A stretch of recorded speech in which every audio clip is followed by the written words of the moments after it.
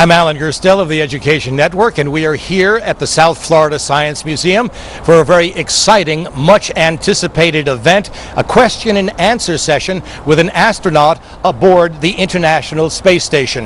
Now, 11 Palm Beach County students, grades 3 through 12, were chosen to ask questions via ham radio. The International Space Station is the longest continuously manned vehicle in spaceflight history. It's been circling the Earth for nearly 12 years now at 17,000 miles per hour, more than 205, as high as 250, 260 miles above the planet Earth. Let me tell you something about the astronaut that the students will be talking with this morning. His name is Akihito Koshide. He was born in Japan in 1968, but he grew up in New Jersey. He was certified an astronaut in January of 2001, and he completed his first space shuttle flight to the space station aboard the space shuttle mission STS-124 in the year 2008. His next mission took him to the International Space Station this past July. And for all of you anime fans out there, and I expect there are a few of you, he recorded the first acting performance in space for the 31st episode of the anime television series Space Brothers, and you can see that coming up in November. We're going to head inside right now and turn it over to Dr. Terrence Redding. I'm going to describe the mechanics of what's going to happen now. The International Space Station is getting closer and closer and closer to the South Florida Science Museum. Here at the Science Museum, the amateur radio group has put together 2 radio stations, a primary and a backup, with 2 redundant antenna systems above this building. One of them is a high-gain antenna system that is pointed over the horizon in the direction from which the International Space Station is going to be approaching the Science Museum. There's a map projection on the computer screen, and it has a round circle which represents where the International Space Station is. That's actually the communications footprint. So as that footprint moves closer and closer to South Florida, we will eventually be able to access them by talking to them, and they will have an opportunity to talk via the amateur radio station here at the Science Museum. Mike, your call sign is Whiskey Sierra 4 Foxtrot Sierra Mike. And aboard the International Space Station, you're going to hear them use a number of different call signs depending on where you are on the planet. But in North America, as they come over North America, they normally use, it's November Alpha 1 Sierra Sierra. Is that correct, Mike? NA1SS. NA1SS, November Alpha 1 Sierra Sierra will be the call sign that they use. I mentioned we have 2 complete systems here. We have 2 antenna systems above the Science Museum. One's called an eggbeater, the other one's called a yagi. And that yagi antenna is on an interesting mount that allows it to point over the horizon, and then as it acquires the International Space Station, it'll start tracking the space station across the sky and give us a high gain, very reliable signal. So I'm guessing that with Mike's system, he will be able to call the International Space Station and hear them almost at the horizon because of the gain of his antenna system and the sophistication of his radio. So I think at this time what we should do is turn it over to Mike and let him start calling the International Space Station. And as he does, you'll hear him call, pause, you'll hear him call and then pause. And then eventually, this sound that you hear in the background, that static, that noise, it's going to disappear, and you'll start hearing the voice of the astronaut aboard the International Space Station responding to Mike. This is Whiskey Sierra 4 Foxtrot Sierra Mike, over. We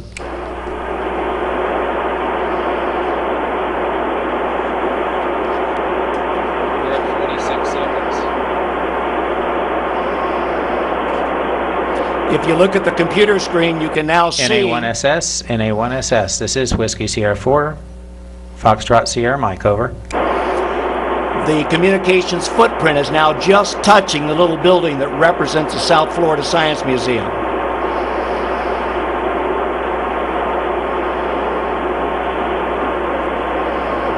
NA1SS, NA1SS. This is Whiskey Sierra 4, Foxtrot Sierra Mike, over.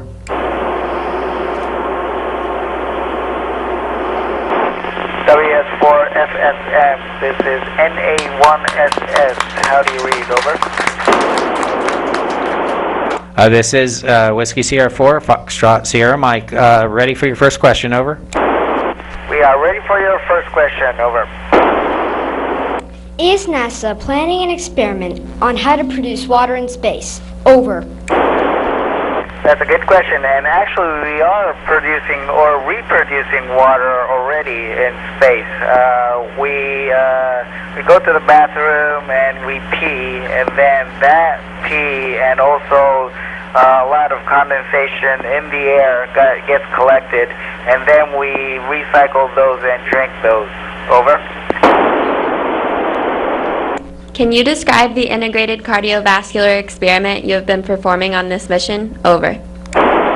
Wow, that's a very special question.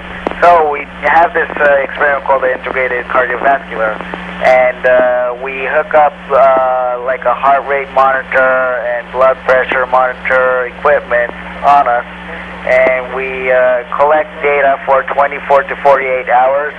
And you do this maybe every other month or every month, and we collect data and see how our body adjusts to microgravity environment.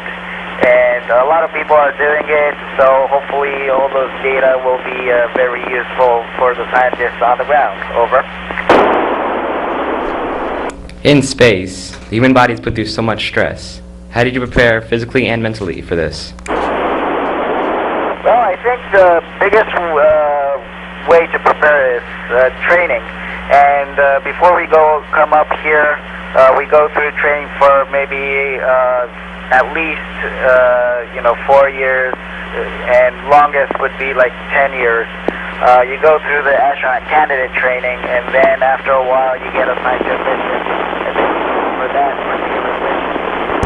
So you know your systems inside out, you know what to do in an emergency, so you have enough time to think. Feel less stressful when those situations occur. Over. How has your perspective on Earth's or on space's size and expanses changed since leaving Earth? Over. Over. That's a good question. On the ground we have mock-ups where we can simulate or train physically moving things around or operating systems. Now when we do that, we are still walking on the floor. However, up here we can float over someone and pass by someone in mid-air, use the ceiling, use the wall. So on the ground you kind of feel two-dimensional, and then on orbit you can easily move three-dimensionally. That makes space a lot bigger, and it seems a lot bigger when you come up here. Over.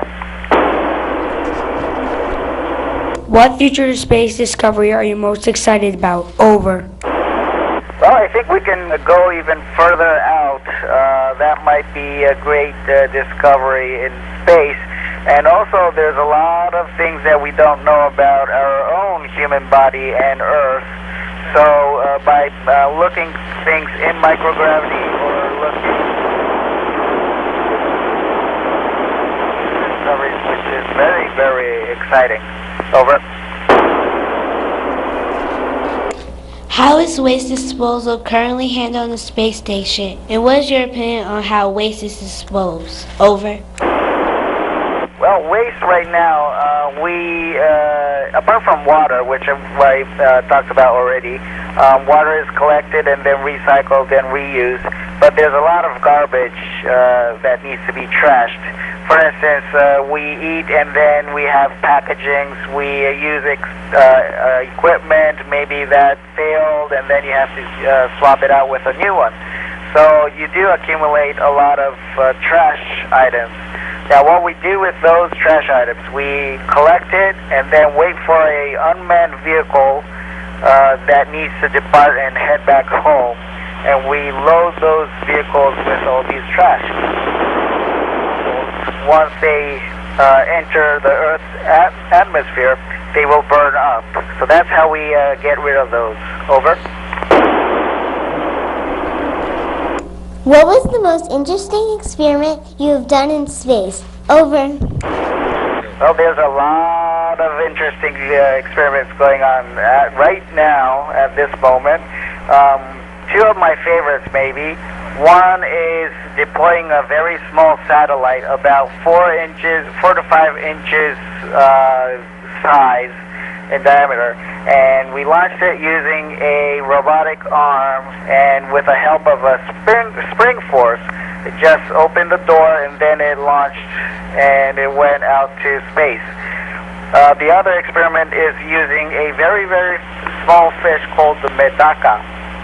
And we have them in the aquarium, and we see if microgravity has any effect on their bone and muscle. And then by that data, we kind of know what happens to the human being's body too. Over. What is the most beautiful or inspiring thing you have seen from space? Over. That is a tough question because everything looks beautiful from space. My favorite, though, might be the clouds, because you can see different shapes of clouds, and depending on the time of the day, you can even see the shadow of those clouds, and it would be very, very long. So my favorite would be the clouds. Over. When you look back on your life, what event or activity had the largest impact on your desire to become an astronaut? Over. Well, first of all, as a child, I was watching a lot of science fiction movies and cartoons. Star Wars, Star Trek were my favorite. And then I also had an opportunity to go to NASA's Kennedy Space Center and see the rockets. So by looking at these, I had my dream of going to space. At that time, I didn't really know about astronauts, but that's how I started dreaming of going to space. Over. Can you see coral reefs from space, and if so, which ones? Over. A lot of coral reefs. We don't see the details, but from up here with the big lens, we can see the details. It's a little hard to see, but a lot of coral reefs around the Earth, like over at Australia or in the Pacific, those we can definitely see from space. Over. What are the benefits of doing experimentation in microgravity? Over. I'm sorry, could you repeat the question, please? Over. Say again. What are the benefits of doing experimentation in microgravity? Over.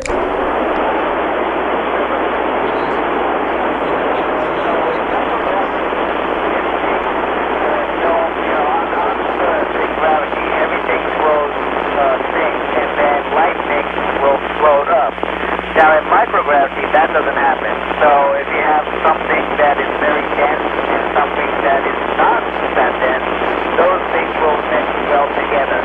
So you can create new materials by melting materials and then trying to solidify it in microgravity. That kind of thing you can't do on the ground. And also you can look at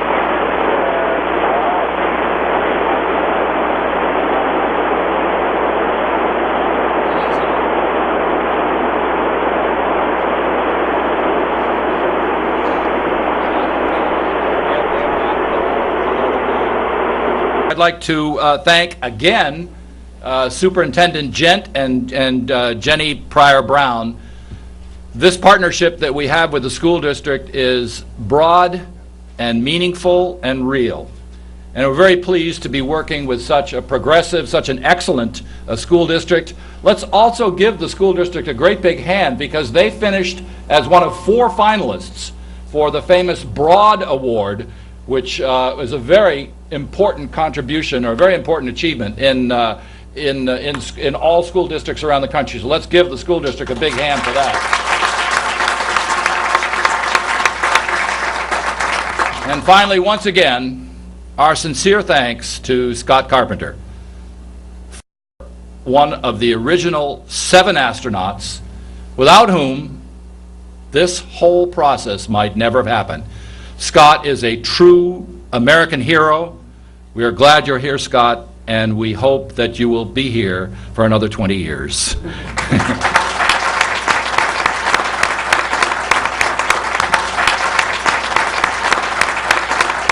What an incredible experience to hear from someone gazing down on planet Earth from a vantage point some 260 miles above us. Now, we want to add our kudos to the students for those well thought out questions. The questions were really interesting, and the answers certainly were much more interesting. It added up to a truly memorable, fascinating experience, a fascinating science lesson for all of us. For the Education Network, I'm Alan Gerstel.